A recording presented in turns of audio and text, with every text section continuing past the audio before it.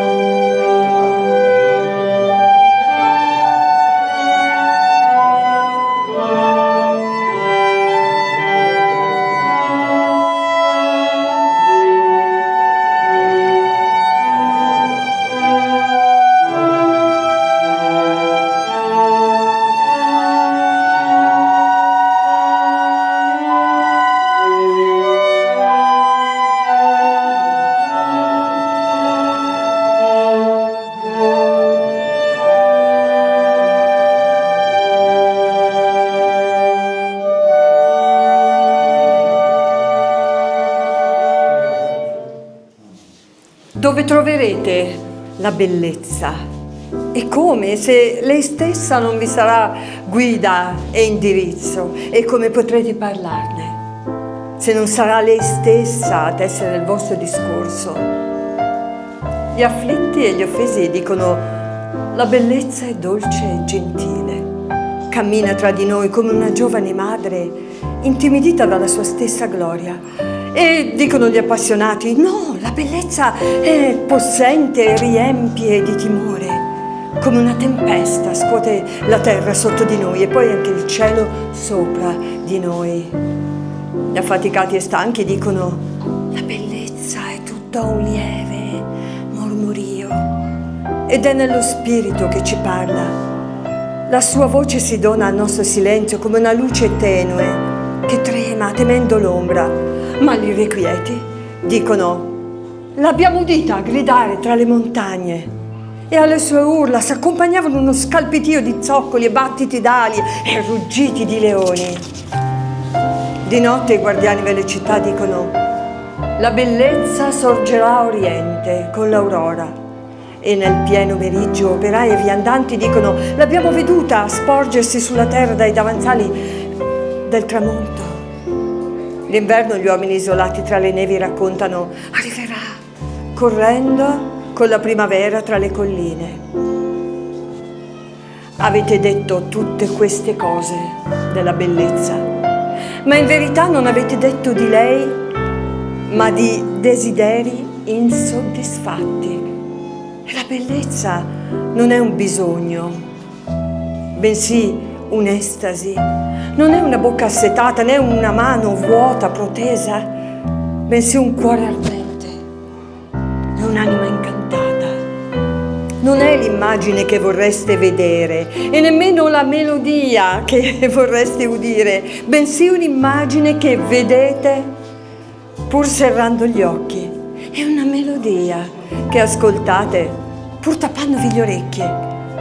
Non è la linfa sotto le rughe della corteccia, né l'ala dell'artiglio, è piuttosto un giardino, sempre in fiore, uno stormo di angeli sempre in volo.